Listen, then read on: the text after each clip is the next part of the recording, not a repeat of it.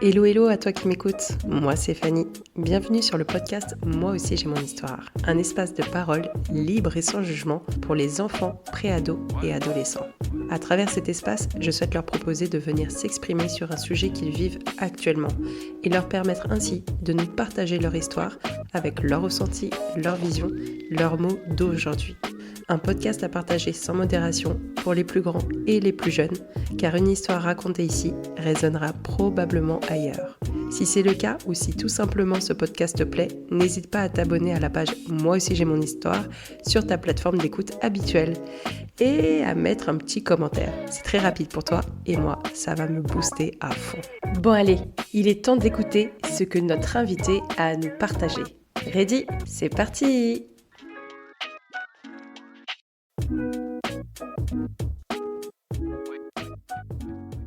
Que je le veuille ou non, même si je ne fais aucune analyse et n'apporte aucun accompagnement auprès de mes invités, il y a forcément un peu de psychologie dans ce podcast. Oui, car ici on explore les pensées, les émotions, les perceptions, les motivations, les relations humaines aussi. Ça paraît simple comme ça, et pourtant ça peut être aussi très complexe. D'ailleurs, avant de lancer ce podcast, une amie d'enfance étudiante en psychologie m'avait dit « Attention Fanny, c'est un peu touchy. Tu vas mettre en avant la parole des enfants, leur cerveau n'est pas encore mature. Leur avis change beaucoup, leur façon de penser aussi. Et je me souviens lui avoir répondu que nous-mêmes, adultes, étions amenés à changer d'avis. Et qu'heureusement, nos pensées, nos réflexions et nos émotions évoluent. Qu'importe l'âge, finalement, on a tous ce droit à la parole et on a tous le droit d'être entendus et d'être écoutés. Bon, malgré mes convictions, j'avoue que son avis m'avait un peu trotté dans la tête quand même. Je commençais à me questionner et à douter aussi un peu de ma légitimité.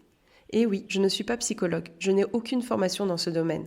J'y suis évidemment très sensible, je m'y intéresse, mais je me demandais quand même, est-ce que j'ai bien le droit de faire ce podcast? Ça serait quoi les risques pour eux, pour mes invités de venir participer? Alors par curiosité et pour me rassurer aussi un peu évidemment, j'ai voulu prendre la température auprès de différents professionnels qui travaillent avec des enfants et des adolescents, des enseignants, des animateurs d'associations, des psychologues. Et parmi eux, j'ai rencontré une certaine Natacha, qui est justement psychologue spécialisée chez les enfants préados et adolescents. Je lui avais alors présenté avec enthousiasme toutes mes motivations et toutes mes convictions autour de ce podcast. L'échange était vraiment très cool. Tellement que je lui ai proposé un peu plus tard d'enregistrer avec moi un épisode pour que sa vision, son expertise puisse être partagée plus largement. Et j'ai le plaisir de vous dire qu'on y est. Bonjour à toi Natacha. Alors, est-ce que tu peux s'il te plaît te présenter?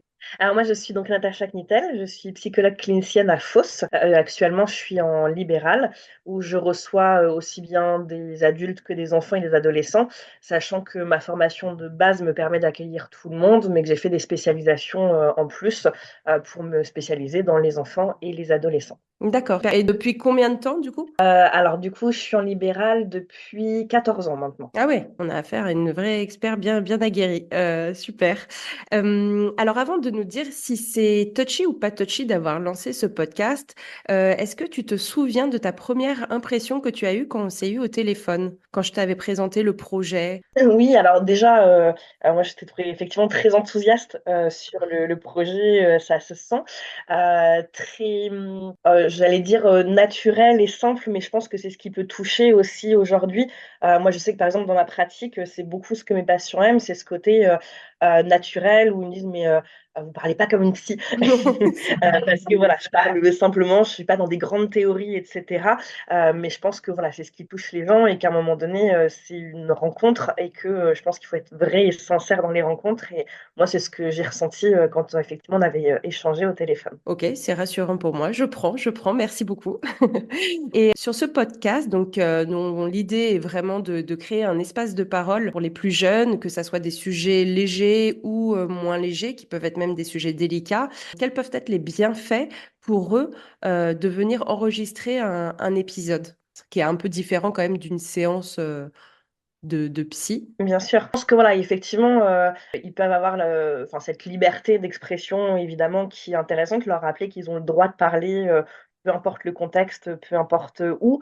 Je pense que il y a ce côté, bah, on fait comme les grands et ça c'est chouette et je pense que voilà, du coup ça peut beaucoup leur plaire. Surtout que, bah, même pour les plus petits, je pense qu'il y en a beaucoup qui écoutent en fait des podcasts, que ce soit les histoires de pommes d'api ou je sais pas quoi. Enfin voilà, il y a plein de choses aujourd'hui qui existent, et là de se dire, «Tiens, on me parle, voilà, je peux parler de ce que je veux, un peu comme un grand». Je peux des fois c'est, et bah, ça, c'est un outil comme un autre, mais des fois, je trouve que des outils comme ceux-là, ça peut être justement un 1er déblocage, un premier er signal pour après amener peut-être d'autres démarches, des orientations et cetera. Mais ça peut débloquer dans un premier temps une parole et je trouve que c'est intéressant. Ça me fait penser à une phrase que j'ai dit justement dans mon épisode de lancement où je me dis vraiment que cet enregistrement, cet épisode sera vraiment un pas pour autre chose. Tu vois, ça me fait penser à ça. Tu me disais, ça c'est aussi pour faire comme les adultes. Et quand j'ai fait cet enregistrement là il y a quelques semaines avec Mmh. certaines invitées, justement elles étaient on va être sur Spotify, on va être sur YouTube. Alors c'était un côté aussi effectivement un peu fier de prendre la parole et que ça soit relayé et notre parole va être entendue. Donc j'ai trouvé ça hyper chouette parce que du coup, j'avais pas pensé que les plus jeunes en fait avaient cette notion-là en fait du partage que ça peut avoir. Donc bah ça aussi ça peut être un bienfait en tout cas de leur côté. Oui, puis pour ceux qui écoutent aussi, parce qu'il y a bien sûr ceux qui vont parler, qui vont dire des choses, et cetera. Mais pour que ceux qui écoutent et qui écoutent, avec les parents, par exemple, bah, derrière, ça peut lancer des sujets de conversation aussi. Là, la dernière fois, voilà, j'ai écouté justement un podcast sur le harcèlement et bah, ça a permis d'ouvrir aussi la conversation avec mes enfants, de dire: «Mais, où est-ce que vous connaissez? Est-ce que vous avez déjà vu? Est-ce que vous avez déjà subi des choses comme ça? Ce qui est décrit là, est-ce que toi tu l'as déjà ressenti?» Enfin, voilà, derrière, ça permet plein d'ouverture en fait à la discussion entre parents et enfants. Exactement. Je suis absolument en phase et ça me rassure beaucoup aussi d'entendre ces mots-là de la part d'une personne qui est vraiment dans ce domaine-là et en plus depuis 14 ans. Donc je te remercie. Est-ce que, à contrario, il y a quand même des limites, qu'il y a des points d'attention à avoir? Moi, en tant que personne qui fait l'interview, mais aussi bah, pour les invités et pour ceux qui écoutent. Mmh. Bah, je pense que alors il y a peut-être au départ, je sais pas, des «règles», entre guillemets à avoir, de dire par exemple aux enfants que s'ils sont plusieurs par exemple à intervenir, de dire: «Attention, on n'est pas dans le jugement, donc voilà, faire attention aux moqueries, aux choses comme ça, que quelqu'un dise quelque chose, que l'autre réagisse, en étant un peu dans la moquerie». Donc voilà, vraiment mettre l'accent sur cette, liberté de parole, sur cette bienveillance. On a tous le droit d'avoir des avis, différents, et qu'il y en a pas un qui est mieux qu'un autre, que c'est juste différent. Que, bah, on a tous des vécus différents, donc forcément, il y a une vision des choses qui est différente aussi. Bien évidemment, de bien leur préciser que, c'est enregistré, que quelque part leur parole va être utilisée, mais que c'est, voilà, avec, leur accord et par exemple, de leur faire écouter Bien l'enregistrement sûr. après pour voir si finalement il y a des gens, voilà, qui veulent, changer ou s'ils sont bien d'accord avec ce qu'ils ont dit. Et puis après, enfin, alors les enfants, ils sont je le vois au bureau, c'est quand même, voilà, ils sont très spontanés, ils sont, voilà, souvent très très spontanés, très nature et donc c'est vrai que des fois, on sait pas jusqu'où ils peuvent aller, dans leurs paroles et donc il y en a, ils peuvent vraiment, déposer des choses, extrêmement, difficiles, où forcément ça vient nous toucher, bah, d'autant plus que, voilà, ce sont des enfants, il y a une empathie forcément qui est différente aussi et que, bah, du coup, des fois, on peut se faire un peu piéger là-dedans, du coup, de vouloir leur trouver des solutions ou d'être tout de suite dans le: «Ah, mais mince, là, on me dépose Mm. un truc hyper lourd et voilà, faut que je trouve des solutions, faut» et là, on risque de déborder et de tomber dans un qui n'est plus forcément le nôtre et là, par exemple, pour toi, ce sera vraiment cette idée de, voilà, d'orienter, d'expliquer que, voilà, c'est super que cette personne ait pu parler de ça, que là, voilà, il faudrait peut-être de l'aide d'un professionnel, et que, voilà, que peut-être on discutera avec, cette personne, avec les parents après pour proposer des coordonnées professionnelles. Enfin, voilà, peut-être voir aussi pour toi d'avoir un réseau, là où tu es, pouvoir orienter les gens assez facilement par la suite et pas tomber dans quelque chose de: «Bon, bah, là, tout de suite, il faut que je trouve des solutions, quoi». Exactement, surtout que je ne sais pas si je serai en capacité d'apporter des solutions, donc effectivement, plutôt réorienter, vers un professionnel. OK.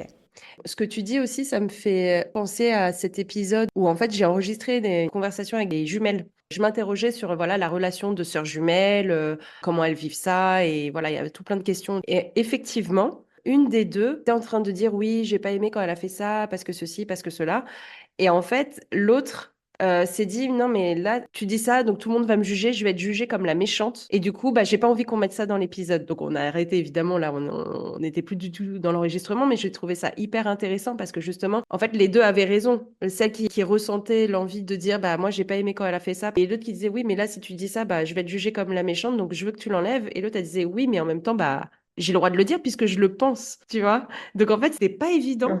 Et en même temps, je trouve que ça expose justement toute la complexité qu'il peut y avoir justement de quand on exprime ce qu'on ressent et à quel point on a le droit de le dire et quelles peuvent être en fait les conséquences de quand tu dis ce que tu penses, tu vois. Bien sûr. Et je pense que c'est là où c'est important, effectivement, de vraiment parler de la vision de chacun. Moi, je le vois beaucoup en séance entre, bah, par exemple, des parents et des enfants, euh, où du coup, des fois, les enfants se braquent quand les parents disent quelque chose, où je dis, mais c'est la vision de ton parent, ça ne veut pas dire que c'est la vérité, c'est sa vision. Et je demande beaucoup aux enfants, comme aux parents, de commencer leur phrase par, je pense, moi, à mon avis, enfin, pour bien montrer que c'est mon ressenti, mon avis avec ma vision des choses et c'est pas la vérité. Et que bah, justement, le but, c'est d'échanger sur cette vérité qui va être différente selon son vécu, sa vision des choses, son ressenti. Exactement. Et je pense à une chose aussi, parce que je dis, voilà, les enfants voilà, sont très spontanés, etc. C'est quand même des enregistrements qui vont être justement sur des plateformes assez connues. Voilà. Et je pense que ça peut être intéressant aussi d'amener cette vigilance par rapport aux réseaux sociaux, parce que les enfants vont dire des choses dont ils ne vont pas se rendre compte. Et c'est vrai que des fois, bah, c'est à nous, en tant qu'adultes aussi, d'être vigilants à ça, de dire, bah, voilà, là, j'entends que c'est ton ressenti, mais en même temps, c'est le genre de choses sur les réseaux, bah, ça peut aller vite. Ouais. Là, pour le coup, pour les jugements, dans des commentaires, voilà, un peu désobligeants, et du coup, de leur amener aussi cette prévention et cette protection par rapport aux réseaux sociaux. Ouais, c'est vrai. Une responsabilité vis-à-vis de ça, de moi-même quand je fais les montages, en fait, déjà de me questionner de: «OK, est-ce que là, ce contenu est vraiment OK dans son ensemble?» avant de le faire évidemment valider à l'invité lui-même et aux parents, parce que évidemment que les parents, valident, l'enregistrement. Mais effectivement, il y a ce risque-là. Et puis pour les enfants, ils peuvent rester dans l'anonymat, vu qu'on ne les voit pas, qu'il n'y a pas leur tête, etc. Ben, on n'est pas obligé de dire les noms, on peut juste dire le prénom, et que du coup, voilà. C'est même se dire, je sais pas, mais dans 10 ans, est-ce que bah, ces enfants que tu as interrogés aujourd'hui seront toujours d'accord avec ça? Puis ils disent, bah non, en fait, moi, je veux plus qu'il y ait voilà, cette vidéo-là de moi où on me voit, etc. Donc là, je pense qu'effectivement, avec ce format-là, ça limite un peu ce danger-là aussi. Exactement. Ouais, ouais, ouais. J'ai repensé, à quelque chose, d'intéressant quand on s'était parlé au téléphone. En fait, je t'avais confié le fait que ma propre fille aînée, en fait, avait aussi, son histoire un peu particulière, pas forcément évidente, mais que bon, aujourd'hui, c'est pas du tout un sujet parce qu'on en a toujours beaucoup parlé. Elle a tout de suite, beaucoup verbalisé, ce qu'elle pensait et il n'y a jamais eu de questions, sans réponse. Et tu m'as répondu illico en me disant: «Ah oui, mais alors attention, même les enfants qui communiquent, très bien, eux aussi ont besoin de parler, en fait, à une personne tierce qu'ils connaissent pas ou ils vont avoir aussi quand même besoin d'être écoutés plus largement et parce que les choses qui seront dites seront pas forcément finalement les mêmes et bien qu'évidemment j'ai je pense une très belle relation avec ma fille et qu'on est vraiment dans cet échange-là depuis toujours et que je la sens armée sur son histoire, peut-être que finalement, elle aura quand même, d'autres confidences qui seront tout aussi importantes pour elle, lorsqu'elle se confiera en fait à d'autres personnes, que ça soit des professionnels, ce qui a déjà été le cas et mais aussi, j'en sais rien, à sa meilleure amie, tu vois? Et Bien du coup, sûr. ça m'a fait du bien d'entendre ça parce que j'étais un peu en mode, «Oui, c'est bon, je suis sereine, ma fille ça elle gère» et ouais, OK, elle gère, mais il n'empêche qu'en fait, elle a peut-être d'autres besoins derrière tout ça. Parce qu'effectivement, moi, je vois des fois des enfants ou des adolescents, il y a vraiment une rupture dans la communication entre enfants et parents, et où bien évidemment, c'est important qu'ils aient un lieu neutre où exprimer des choses. Mais j'ai aussi des familles où voilà, il y a plein d'échanges qui communiquent très très bien, mais et ça, je le vois beaucoup avec les ados d'ailleurs, qui à un moment donné ont besoin, même s'ils s'entendent très bien avec les parents, même s'ils communiquent beaucoup, etc., qui ont besoin d'échanger avec quelqu'un d'extérieur où il n'y a pas d'affectif qui rentre en jeu. Et où du coup, parce que moi des fois j'en ai qui me disent: «Mais ça je peux pas en parler à mes parents parce que, bah, ça me gêne», alors, notamment à l'adolescence avec, des sujets autour de Mmh mh. l'intimité, de la sexualité, ou alors, sur des choses, ils me disent: «Mais là j'ai peur que, de faire de la peine à mes parents et je veux pas». Donc voilà, du coup, ça leur fait du bien en fait d'en parler avec une personne, extérieure, et que ce soit effectivement, un professionnel ou quelqu'un d'autre. Et d'ailleurs on le voit, on raconte pas la même chose à ses amis qu'à ses parents, qu'à une tata ou avec qui on est en confiance. Enfin voilà, on va dire des choses différentes, on va les dire différemment parce que les enjeux, l'affectif n'est pas le même. Exactement. En tout cas, je te remercie beaucoup de m'avoir dit ça parce que tu vois, c'était vraiment au cours d'une conversation comme ça et ça a eu vraiment un impact, même si j'en avais conscience, évidemment, que elle pouvait en parler avec d'autres. Forcément, ça sera pas pareil et ça sera OK, en fait. De toute façon, le plus important, ça reste quand même que les enfants soient bien, quoi, en fait, dans leur histoire qui leur appartient. Donc voilà, mais en tout cas, je te remercie. Est-ce que tu veux rajouter des petites choses, tes mamans, si ton enfant, justement, avait quelque chose à raconter, que ce soit un sujet léger ou moins léger, est-ce que tu serais en phase avec ce type d'initiative? Oui, bien sûr et puis je trouve que comme je disais tout à l'heure, enfin, en tant que parent, on essaye d'être, voilà, dans la communication, dans l'échange et cetera, mais en fait, il y a des sujets qu'on ne pense pas aborder, parce qu'on se dit que, notre enfant n'est pas concerné ou parce que, nous, enfin, voilà, par notre vécu, on n'y pense pas, et du coup, je trouve que là, ça permet, de justement d'aborder des sujets qu'on n'aurait pas pensé et qui peuvent être intéressants, où l'enfant a peut-être, voilà, plein de choses à dire quand même sur ce sujet. Donc voilà, par rapport à ça, je trouve que, c'est intéressant. Je parlais du harcèlement tout à l'heure, mais c'est vrai que c'est un sujet, mes enfants sont encore petits, j'aurais pas forcément pensé, à l'aborder alors que j'en vois tous les jours dans mon métier et voilà. Mais j'aurais pas forcément pensé à en parler, parce que voilà, ils ont pas été confrontés directement et cetera. Et en fait, d'avoir écouté ce podcast, bah, derrière, eux ont eu des questions et m'ont parlé de tel copain où ils pensaient que, bah, en fait, ils vivaient ça et en fait, ça a été hyper riche comme échange là où, moi, j'aurais pas forcément, pensé à l'aborder. En plus, c'est avec la voix d'un enfant, donc c'est aussi peut-être un bon moyen de soulever des sujets, soulever des interrogations, et du coup de pousser l'échange en fait et d'avoir une discussion avec son enfant. Je serais curieuse de savoir ce qu'elle en pense pour ouvrir la discussion, pour mieux aussi comprendre comment évolue ma fille. Donc franchement, ça me fait du bien d'échanger avec toi parce que la vision que j'ai depuis le début de ce podcast, franchement, je le ressens à 1000%. Au début, j'en dormais même plus la nuit et tout. C'était assez dingue. Mais en même temps, j'avais quand même ce manque de légitimité, ce petit manque de confiance en me disant, ah là là, mais si c'est complètement à côté de la plaque, si on me juge moi en mode, mais qui es-tu, toi, pour lancer un podcast pareil? T'es pas psy, tu vois, mais ça me fait du bien en tout cas de me dire que ce que je vise, ce que je projette de faire peut être entendu de la part de professionnels aussi et qu'il y a un sens dans tout ça et que vraiment il peut y avoir quelque chose de positif pour les invités et pour ceux qui vont écouter. Bien sûr. Et je reviens au fait qu'effectivement, ce soit des enfants, qui parlent.